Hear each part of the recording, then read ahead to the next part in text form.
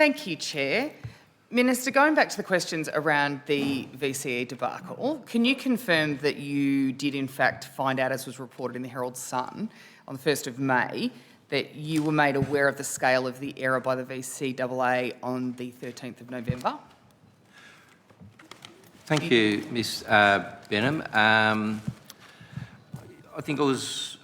you'd have to go back to a previous press conference, but I answered a range of questions and I've been very transparent on these matters.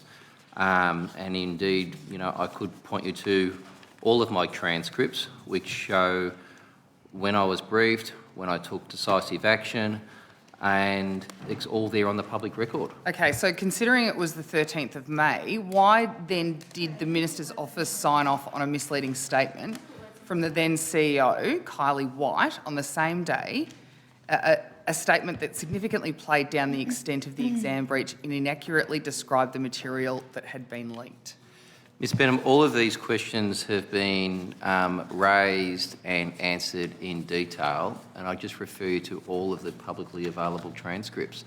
I'm now getting on and focused on 2025 examinations, working very closely with Margaret Crawford, who is the independent monitor, working very closely with Dr Yehudi Blacher, having accepted his 8 recommendations, getting on with it.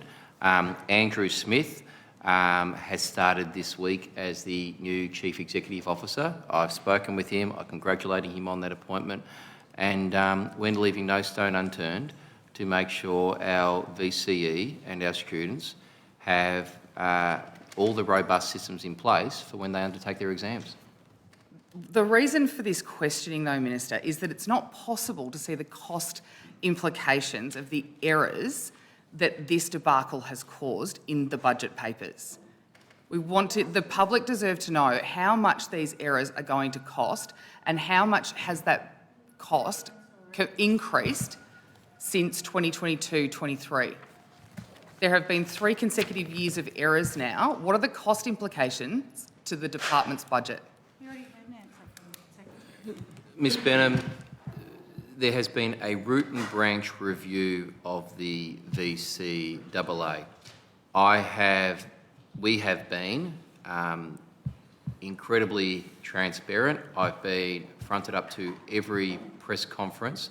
Mr Blacher's report is publicly available, and I've read it, and I urge everyone to read it. And we've now since reconstituted the board of the VCAA. We have a new skills matrix on the board with all the relevant expertise, but also too, I should say, representation from the government sector, the Catholic education sector with Elizabeth Labone, the Independent Schools Victoria with Ms Holtz on the board. And we are getting on with, we've accepted all of Dr Blacher's 8 recommendations. Andrew Smith has started on Monday as the new Chief Executive Officer, pick up the significant work that Dr David House has done while he's down there. Look, while we're on this subject, Ms Benham, I'm going to see if Dr House wants to add to my comments on the VCAA, given he's worked very directly down there, relevantly, and been doing a lot of the work leading up to 2025 exams. Thanks, Minister, and the committee. Just to add to the Minister's comments, it is true to say the VCAA staff are acutely aware of the impact of what's happened in the past and are working as hard as is humanly possible to ensure that those errors are addressed, that the recommendations of the reports are implemented, and it is of enormous benefit to have the oversight of Margaret Crawford assisting with that work. So returning to the question, which was a figure, do we have a figure? Do we know what the cost of these reviews are? Or is, again, we're refusing to answer that question? I think the Secretary indicated we'd take that on notice. You'll take that on notice? Can you confirm that, please? Yeah, we'll take that on. Thank you very much. Going back to Gonski, as part of all the work, and this one's directed to the Secretary, as part of your work to support the Minister's negotiating position, I'm sure you've modelled a number of different funding scenarios. So what's the difference in funding per student if the state reaches its 75% target in 28, 29, 30 or 31?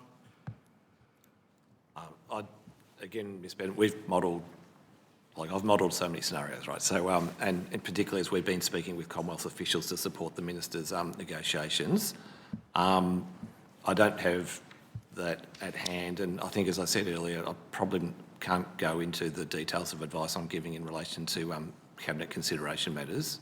But I mean, each 1% of SRS for Victorian government schools is worth about $145 million. So, you know, if you do 5%, then that's around about 925. Or I need to check my math, but yeah, Good at maths. yep.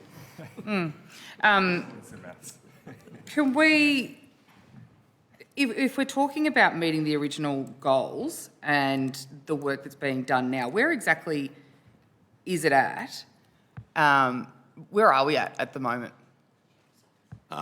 In terms of what's Well, current, there's been $2.4 billion, if we won't say cut, been delayed until 2031 and reaching that target of 75% that was supposed to be reached in 2028.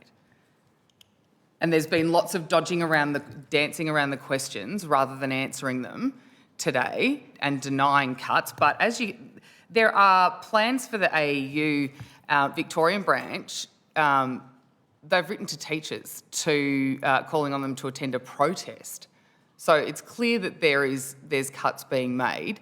So I'm just trying to reframe these questions to get an answer out of where we're at the moment, and have negotiations been had, or who has decided to delay meeting the 75% target until 2021? 2031. I'm not entirely sure on the question. What I can say, if it's helpful, I can share the